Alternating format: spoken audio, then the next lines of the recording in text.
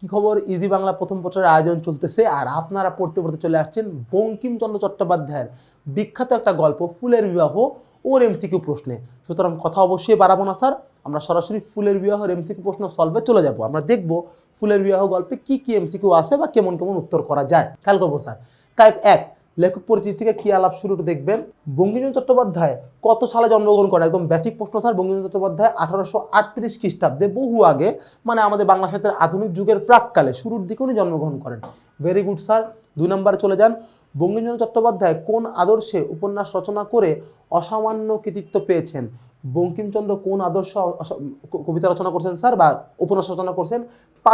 পাশ্চাত্য মানে ওয়েস্টার্ন কালচারের একটা ছোঁয়া ওনার উপন্যাসে ছিলেন বলে অসামান্য কৃতিত্ব পেয়েছেন আর কি। ওকে স্যার, চমৎকার। 3 নম্বর প্রশ্ন কি? বঙ্কিমচন্দ্র চট্টোপাধ্যায়ের প্রথম প্রকাশিত বাংলা উপন্যাস কোনটি? বাংলা সাহিত্যের প্রথম উপন্যাস, প্রথম প্রেমের উপন্যাস, তার নাম দুর্গেশ নন্দিনী। যেহেতু উনি প্রথম উপন্যাস লিখছেন তাই ওনাকে সম্মান করে সাহিত্য সম্রাটও বলা হয়। Clear sir? সময় নষ্ট করবো না, চলে যাব পরের প্রশ্নে। বঙ্কিমচন্দ্র চট্টোপাধ্যায় কত সালে ডেপুটি ম্যাজিস্ট্রি ও ডেপুটি কালেক্টর পদে যোগদান করেন? উনি যোগদান করেন স্যার 1858 সালে স্যার। ক্লিয়ার? উনি ডেপুটি ম্যাজিস্ট্রেট এবং ডেপুটি কালেক্টর পদে যোগদান করেন। এবং 5 নম্বর প্রশ্ন, উপন্যাস ব্যতীত বঙ্কিমচন্দ্র আর কোন সাহিত্য আঙ্গিকে কৃতিত্ব প্রদর্শন করছেন? স্যার উপন্যাস ছাড়া যদি কোনোটা ওনার কৃতিত্ব থাকে সেটা হচ্ছে প্রবন্ধ।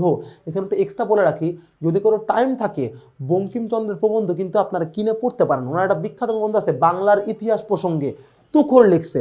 ওখানে ঠিক ভুল যা আপনার তর্ক থাকতে পারে স্যার, কিন্তু ওনার লেখার যে ধরন তা কিন্তু অনন্য সাধারণ। অ্যাজ এ প্রাবন্ধিক আমি কিন্তু বলবো উপন্যাসের তুলনায় অ্যাজ এ প্রাবন্ধিক কিন্তু উনি আরও উঁচু মানের সাহিত্যিক আর কি। উপন্যাস আমার ওনার খুব একটা ভালো লাগছে বলে আমি বলবো না স্যার। ওকে, সমালোচনা না করি। 6 নাম্বার, কোনটি বঙ্কিমের উপন্যাস স্যার? খুব বিখ্যাত ব্যাপার, কোনটি বঙ্কিমের উপন্যাস স্যার?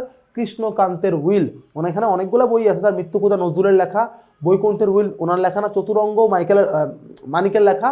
তাহলে এদিক থেকে তার উত্তরকার কৃষ্ণকান্তের উইল। চতুরঙ্গ স্যার মানিকের নাম, যত সময় রবীন্দ্রনাথ ঠাকুরের লেখা। ক্লিয়ার? নাটক একটা। তো কৃষ্ণকান্তের উইল হচ্ছে বঙ্কিমের উপন্যাস। ওকে, কোনটি নবদিগন্তের উন্মোচনা করে? কোনটি নতুন দিকে সূচনা করে? আমি বলছিলাম বঙ্কিম উপন্যাসের জনক, বাংলায় উপন্যাস ধারার দিগন্ত সূচনা করে বঙ্কিম, তার মানে দুর্গেশ নন্দিনী নবদিগন্তের সূচনা করে। ওকে স্যার, আসেন 8 নাম্বার, কোন ধরনের সাহিত্য রচনায় বঙ্কিমচন্দ্র চট্টোপাধ্যায় অসামান্য কৃতিত্ব পেয়েছে? স্যার এতক্ষণ ধরে বলতেই স্যার কোন ধরনের লেখায় স্যার? উপন্যাসে। বঙ্কিম উপন্যাস ফাঁকা মাঠে গোল দিয়েছে, কেউ ছিল না উনি গোল দিয়েছেন, তাই উপন্যাসে ওনার অসামান্য কৃতিত্ব প্রকাশ পেয়েছে। তো স্যার 9 নম্বর প্রশ্নে ছিলাম, বঙ্কিমচন্দ্র চট্টোপাধ্যায় কত সালে মৃত্যুবরণ করেন? যেহেতু জন্মের প্রশ্ন শুরুতে পাইছি যে মৃত্যুর প্রশ্ন সবার লাস্টে স্যার, সেটা কি স্যার? উনি মৃত্যুবরণ করেন 1894 খ্রিস্টাব্দে, অর্থাৎ আধুনিক যুগের প্রাককালের শেষ টাইমটায় উনি মৃত্যুবরণ করেন। Clear sir? এই ছিল আমাদের টাইপ 1-এর এমসিকিউ। সময় তো নষ্ট করবোই না, কারণ আপনারা পরীক্ষার আগে আমাদের প্রেসারে আসেন, সুতরাং প্রেসার কভার করার জন্যই টাইপ 2-তে চলে যাব। চলেন সবাই, দেখা হবে টাইপ 2-তে। আল্লাহ হাফেজ।